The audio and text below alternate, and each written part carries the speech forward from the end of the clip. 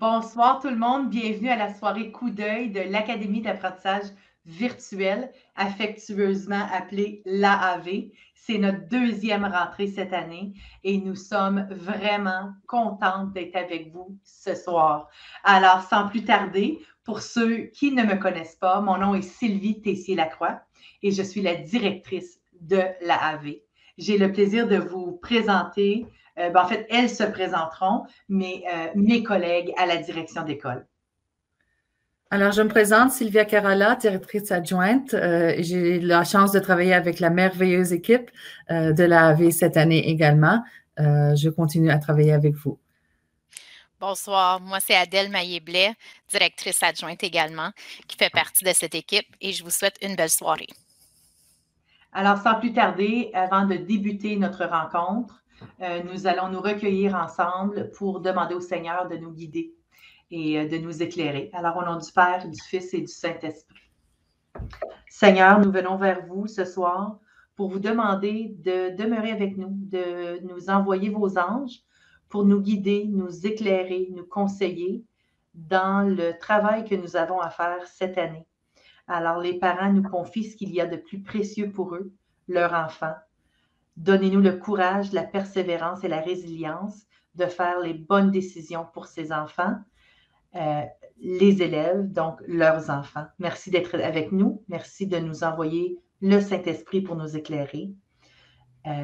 Merci beaucoup. Au nom du Père et du Fils et du Saint-Esprit. Amen. Amen. Alors, merci d'avoir prié avec nous. Alors, ça fait toujours un plus grand impact lorsqu'on se met ensemble, justement, pour remercier le Seigneur. Alors, vous avez à l'écran, justement, l'équipe administrative. Alors, ce n'est pas seulement moi, Madame Sylvia et Madame Adèle, mais vous avez aussi la photo de notre surintendante, Madame Marie-France Paquette. Et moi, évidemment, à l'Académie, ce qu'on n'a pas dit tantôt, à l'Académie, pour ma part, je m'occupe principalement des classes de maternelle et de jardin et aussi des 2 programmes spécialisés qu'on va voir un peu tantôt. Madame Sylvia, principalement, s'occupe des niveaux de la première à la 4e année et Madame Adèle, principalement des niveaux de la 5e à la 8e année, ainsi que le dossier de l'enfance en difficulté. Donc, si vous avez à communiquer avec quelqu'un, c'est toujours d'abord et avant tout, on va le répéter tantôt, le titulaire de classe. Vous commencez toujours avec ces gens-là, puisque ce sont eux qui travaillent avec vos enfants. Toutefois, s'il y a d'autres questions ou d'autres inquiétudes, vous venez vers moi pour ce qui est de maternelle et jardin. Alors, les parents de maternelle et jardin, les parents de première à 4e, vous allez vers Madame Sylvia, et les parents de la 5e à la 8e année vers Madame Adèle. Alors, c'est le début de notre équipe administrative. Si on change de diapo, vous allez voir l'équipe administrative élargie, donc nos super secrétaires. Alors, qui nous revient? Madame Solange, qui s'occupe principalement des inscriptions, des communications avec les parents, etc. Madame Linda, qui nous revient aussi, qui s'occupe principalement de tout ce qui est communication et fonctionnement avec le personnel de l'Académie. Il y a Madame Geneviève qui nous revient temporairement et pour appuyer, alors pour tout ce qui est surtout assiduité, Madame Geneviève Chapeau. Mais cette année, nous avons le plaisir d'accueillir Madame Christiane Awad. Elle nous vient de l'école Saint-Joseph et l'école Reine-des-Bois. Peut-être certains parents la connaissent. Alors, elle se joint à nous en remplacement de Madame Geneviève cette année. Alors, bienvenue Madame Christiane. On est super contente de t'avoir avec nous. Alors là, je laisse le soin à Madame Adèle de continuer la présentation. Oui, merci. Donc, pour ceux et celles qui étaient avec nous quelques minutes avant 18h30, vous avez sûrement eu l'occasion de regarder le diaporama qui présentait les membres du personnel de l'Académie. Mais ne vous en faites pas, ceux qui ont manqué un peu des diapos, celle-ci sera disponible pour vous sous peu. Maintenant, je vais vous donner un aperçu du nombre d'élèves que nous avons ici à l'AAV. Donc, présentement, nous sommes à 634 élèves, 38 classes titulaires et 86 membres du personnel. Alors, l'an passé, pour ceux qui étaient avec nous, nous avons eu un concours pour trouver une mascotte. Notre mascotte est Bip Bip. Vous pouvez le voir à l'écran. Notre slogan, à l'AAV, nous sommes tous connectés et on est connectés de plein de façons, virtuellement, socialement, lors de nos activités. Vous allez voir, le mot connecté va se trouver dans notre quotidien cette année. Nos valeurs, le respect, la bienveillance, la communication et la responsabilité et nos priorités, bien sûr, le bien-être et la réussite. Donc, cette année, en ce qui a trait à l'enseignement synchrone, donc les élèves de la PMGE ont 180 minutes avec leur équipe, donc l'enseignante et l'éducatrice de la petite enfance, et les élèves de la première à la 8e année ont 225 minutes synchrones. Alors, que veut dire le mode synchrone? Bien, c'est où on retrouve l'enseignant et les élèves ensemble, connectés, justement. On est connectés à l'écran. On est en train de vivre des activités comme en salle de classe au présentiel, mais évidemment en mode virtuel pour nous. Le mode asynchrone, c'est le mode où l'enseignante ou l'enseignant est disponible en tout temps devant leur écran. Ils sont en classe, mais l'élève peut choisir d'être branché avec l'enseignant ou faire un travail autonome, individuel, mais toujours revenir s'il a des questions. Puis, le mode autonome, c'est le mode où l'enseignant et l'élève, les deux sont en travail individuel, si on le veut, donc les deux sont déconnectés. Cette année, afin d'harmoniser ici à l'AAV, chaque classe a un site web. Chaque enseignant utilise un classroom dans lequel les élèves et vous allez avoir accès aux travaux de la semaine. Puis ensuite, une planification hebdomadaire vous sera partagée à toutes les semaines et les titulaires, lors des présentations qui auront lieu à 19 h, pourront vous expliquer ceci en profondeur. Alors, j'expliquais tantôt qu'à l'Académie, cette année, il y a 2 programmes spécialisés. Le premier, Passion Art, le deuxième, Explora. Pas en ordre de priorité, bien sûr, mais moi, pour les besoins de la cause, je vais commencer avec le programme Explora, puisque ce programme-là est vraiment axé vers les petits de la maternelle et du jardin. Alors, pour les enfants les plus jeunes, nos apprenants les plus jeunes, l'an passé, nous avons vraiment bien écouté et entendu les parents qui nous disaient, bien, pour les petits, c'est quand même très long, même s'il y a juste 180 minutes de temps synchrone en classe virtuelle, contrairement aux 225 minutes avec les plus vieux. C'est quand même beaucoup pour les enfants. Et nous, on était témoins aussi des petits cocos que l'après-midi étaient couchés sur leur bureau et faisaient une petite sieste. Alors, oui, c'est très long. Alors, au CECCE, nous tentons toujours d'innover, de trouver de nouveaux programmes et dans l'optique d'offrir cette flexibilité-là aux parents et aux élèves, le programme Explora, en gros, c'est un programme pour les petits, comme je disais tantôt, de 4-5 ans, maternelle jardin, dans lequel il y a 2 volets. Alors, il y a le volet de la classe virtuelle. Alors, l'enfant a le choix de se connecter de façon virtuelle, de façon synchrone, à raison de 30 minutes par jour pour une lecture avec une enseignante de maternelle jardin. Et il y a le mode, dans cette classe-là, asynchrone, où le parent et l'enfant ont accès à un classroom. Comme Madame Adèle le disait, toutes nos classes ont un classroom et un site web cette année. Alors, les parents des élèves de maternelle jardin, dans le programme Explora, ont le choix de faire des fiches d'activité. Il y a une panoplie de fiches, de faire ces fiches-là avec leurs enfants à la maison.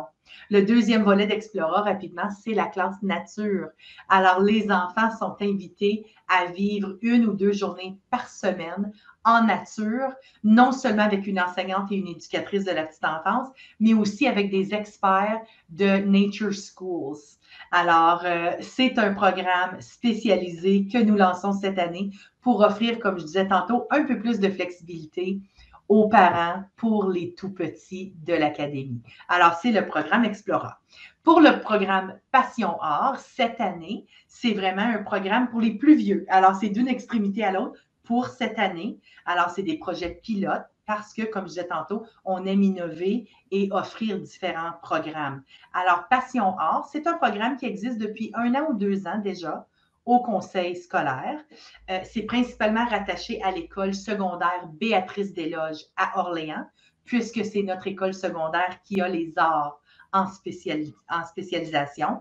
Alors, à l'Académie cette année, il y a une classe de 7e année et une classe de 8e année où les enfants bénéficient de l'enseignement d'un expert dans les arts. Et puis, les élèves vont aussi avoir accès aux différentes activités de ce programme-là au niveau du conseil scolaire. Alors, nous espérons vraiment que non seulement Passion Art, mais aussi Explora vont être des programmes enrichissants pour les élèves pour que nous puissions les ouvrir à d'autres et à plus d'élèves l'an prochain. Alors, ce sont nos 2 programmes pour cette année. Alors moi, je vais vous parler un peu de la cuisine, si vous voulez. Donc, les outils et les logiciels que vous aurez besoin pour bien fonctionner à l'AAV cette année. Donc, le magasin en ligne, pour nos parents qui reviennent ou qui étaient en présentiel et qui sont avec nous, c'est quand même un portail. Vous pouvez y accéder à partir du portail de parents, donc en faisant un compte, si vous n'en avez pas déjà un. Puis là, c'est là où vous allez trouver davantage les produits que vous allez pouvoir acheter. Pour le moment, par exemple, les consentements ou d'autres produits qui sont là. Et plus tard, un peu plus tard, vous allez pouvoir accéder aussi au bulletin de vos enfants à travers le portail de parents et le magasin en ligne. Un autre moyen où vous allez pouvoir trouver d'autres choses concernant l'Académie, c'est le site web de l'AAV, donc qui est en tout le temps, moi je l'appelle le site vivant parce qu'il y a toujours de la nouveauté où je vous inviterai à le visiter souvent pour avoir le pouls des activités de dernière heure. Puis aussi, bien sûr, il y a notre page Facebook de l'AAV et on vous encourage fortement à vous abonner à cette page-là, parce que dans cette page-là, vous allez pouvoir voir aussi le quotidien à l'Académie. S'il y a une petite activité ici et là, s'il y a des présentations, les autres activités que les profs font avec leurs élèves vont se retrouver sur cette page-là. Puis il y a aussi toujours de l'information concernant pour les parents également. Donc, s'il y a des ateliers ou quelque chose qui pourrait vous intéresser, nous allons faire l'annonce de ceci sur la page web, Facebook de l'AAV. Autre chose, un autre sujet d'actualité, si vous voulez, c'est la discipline progressive. Donc, ici, je vais vous parler en général, puis vraiment, on va aller en surface de qu'est-ce que c'est. Donc, comme vous le savez, comme dans nos écoles, il y a toujours un peu un code de vie et une façon de faire dans une école. Pour nous, cette année, on repart encore avec nos 4 valeurs, donc le respect, la bienveillance, la communication et la responsabilité. Puis, on a divisé l'Académie un peu, si vous voulez, en des aires virtuelles, parce qu'on n'est pas à l'école, on n'a pas une cour d'école et un autobus, mais pour nous, il y a un endroit pour glavarder, donc le clavardage, le hangout pour les gens qui le connaissent plus sous ce nom-là, ou le chat maintenant. Il y a aussi les salles meet, les différentes salles meet, donc soit avec le titulaire ou avec l'éducateur, on a toutes nos salles meet qui sont là. Notre autre aire, c'est les outils qu'on utilise. Donc, les divers outils comme nos salles de travail, notre Jamboard, puis ainsi de suite. Donc, tous les outils qu'on utilise. Il y a évidemment le courriel qui est un moyen de communication. Et il y a aussi, qui se rajoute, que les gens au présentiel n'ont pas à domicile. Parce que veut pas, une partie de nos aires à l'école virtuelle, c'est vraiment à domicile, donc un peu chez vous, qu'est-ce qui pourrait y arriver. Puis pour chaque aire et pour chaque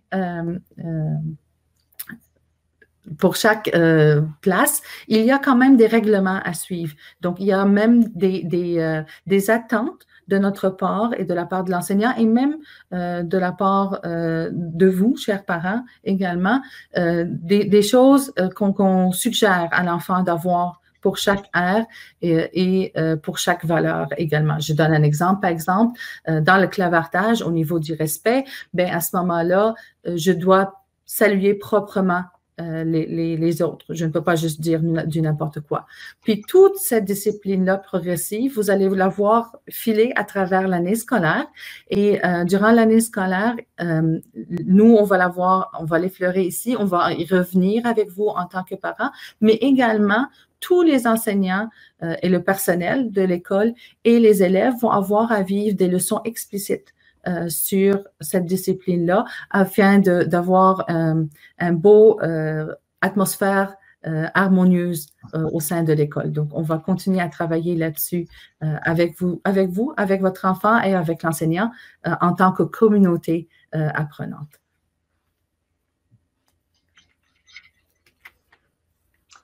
Alors, à mon tour de parler de l'engagement des parents. Alors, comme Mme Sylvia vient de dire, avec la matrice des comportements observables pour avoir un climat positif à l'académie dans les aires virtuelles dont Mme Sylvia a présenté, pour les parents, nous allons aussi voir certains comportements observables qui vont contribuer à l'harmonisation du fonctionnement des classes virtuelles. D'abord et avant tout, on a repris ici dans l'espèce de petite image de téléphone une citation qui était dans le dépliant de l'Académie il y a un an, à peu près un an, alors au début de l'Académie. Alors, je vous le lis puisque nous trouvons vraiment que c'est important de comprendre ce qui est écrit là. Alors, les familles qui opteront pour le mode de prestation 100% virtuel à partir de la rentrée scolaire devront être en mesure d'apporter un encadrement à la maison afin de veiller à ce que leur enfant soit connecté selon l'horaire fixe. L'encadrement requis et les horaires seront adoptés selon l'âge des enfants. Alors, quand on parle que les horaires seront adaptés, alors on parle ici du 180 minutes synchrone, par exemple, pour les tout-petits de maternelle jardin, et du 225 minutes de temps synchrone pour les plus vieux. On parle aussi, comme je disais tantôt, on a vraiment tenté d'écouter la voix des parents l'an passé et ce qui revenait souvent, c'était l'harmonisation de l'heure du dîner. Et nous sommes d'accord, comme parents, Mme Sylvia, Mme Adèle et moi, on l'a vécu aussi avec des dîners différents pour nos enfants et ce n'était pas très évident. Alors, de la maternelle à la 12e année même, vous savez qu'à l'Académie, il y a l'Académie au secondaire cette année, sinon je vous l'annonce, mais nous avons tenté d'harmoniser. Alors, le dîner est à midi jusqu'à 13 heures pour tout le monde. Alors, la dernière phrase de cet encadré-là, c'est vraiment ces adaptations-là que nous avons fait pour le bon fonctionnement de l'Académie pour les enfants. Alors, ensuite, on parle vraiment d'offrir un encadrement.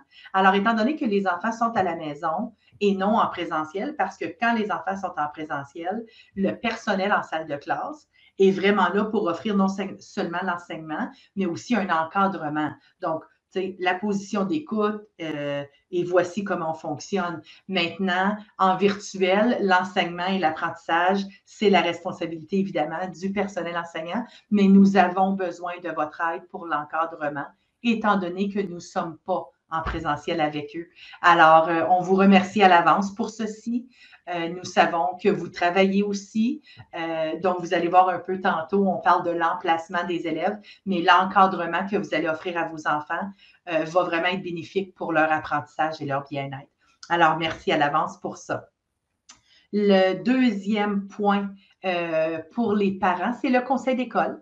Alors, l'an dernier, nous avions un conseil d'école qui était constitué de 13 parents, un membre du personnel et moi-même. Alors, le conseil d'école, vraiment ce que c'est un conseil de parents. C'est un comité consultatif. Alors, comme direction d'école, nous pouvons communiquer. On a des rencontres une fois par mois et c'est vraiment pour consulter les parents au sujet de différentes activités ou décisions qui sont à prendre. Alors, si c'est quelque chose qui vous intéresse, c'est dans le communiqué hebdomadaire des parents. Le formulaire pour la mise en candidature est là. Vous n'avez qu'à le remplir et me l'envoyer. La date limite est le vendredi 17 septembre pour remettre votre candidature. Alors là, j'ai le plaisir à la prochaine diapo de vraiment vous parler des normes de fonctionnement. Je reviens un petit peu à ce que Mme Sylvia a présenté, la matrice de comportement pour les enfants, justement, les comportements observables, etc. Alors, quelques points importants à savoir. Alors, il faut vraiment à respecter la confidentialité des gens. Ceci veut dire que la prise de photos et l'enregistrement dans les classes virtuelles est strictement interdite. Nous sommes dans la maison des gens, dans le sens que les caméras sont ouvertes et on voit ce qui se passe souvent dans les maisons. Alors, il est interdit pour nous d'enregistrer les classes virtuelles et donc pour vous de prendre des photos ou des enregistrements. Alors, on vous demande, s'il vous plaît, d'éviter de prendre des photos et des vidéos pendant l'enseignement et l'apprentissage et toute activité qu'il pourrait y avoir dans les classes virtuelles. Et on vous remercie à l'avance aussi pour ça. La protection de la dignité du personnel enseignant. Alors, s'il y a une situation problématique, une situation à défi, quelque chose qui vous inquiète au niveau de la salle de classe, voici ce que nous allons vous demander. Évitez d'interrompre en salle de classe parce que ceci brise vraiment le fil conducteur et le lien de l'enseignement et de l'apprentissage dans la salle de classe. Ça nuit aussi au bon fonctionnement de la classe. Alors, ce qu'on va vous demander, comme en présentiel, s'il y a quelque chose qui ne va pas très bien ou qui vous inquiète, on vous demande, s'il vous plaît, d'envoyer un courriel au personnel de classe et de leur demander une rencontre. Et à ce moment-là, le personnel va se faire un plaisir de vous offrir un temps, une plage horaire pour vous rencontrer et discuter justement de vos inquiétudes, des questions que vous pourriez avoir. Mais nous vous demandons vraiment d'éviter d'avoir ces discussions-là dans la classe virtuelle devant les élèves. Encore une fois, merci à l'avance pour ceci. Et finalement, à la prochaine diapo, je vous parlais tantôt d'un endroit désigné dans la maison. Alors, essayez... Une suggestion, ce qu'on a remarqué l'an passé, c'est que lorsque les élèves étaient dans un endroit pas isolé nécessairement, mais dans un endroit où il y a le moins de distractions possible. Alors, il n'y a pas de bruit de télé ou de radio en arrière pour les distraire. C'est vraiment gagnant pour eux de pouvoir mieux se concentrer, justement. Mais pas tellement loin de papa et maman ou grand-papa, grand-maman ou la gardienne même.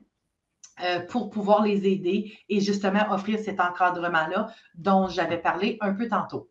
La proximité du parent a un impact positif sur l'apprentissage, comme la proximité de l'enseignante ou d'une éducatrice ou d'un éducateur, par exemple.